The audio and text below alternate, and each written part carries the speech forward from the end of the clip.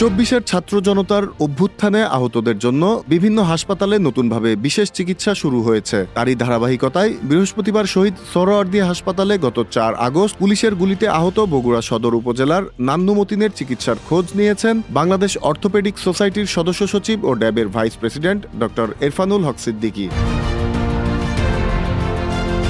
এ সময় উপস্থিত ছিলেন আমরা বিএনপি পরিবারের সদস্য সচিব কৃষিবিদ মোকসেদুল মমিন মিথুন, শহীদ সোহরাওয়ার্দী হাসপাতালের deputy director Nandalal Saha, doctor MR. Hasan, doctor Anika, doctor Anika, কৃষিবিদ নিনাদ, ছাত্রদল নেতা মহান, ডক্টর ফাহিম প্রমুখ।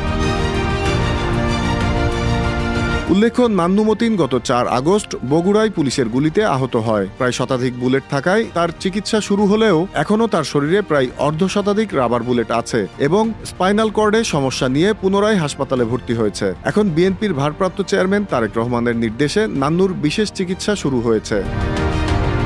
Z news, Dhaka.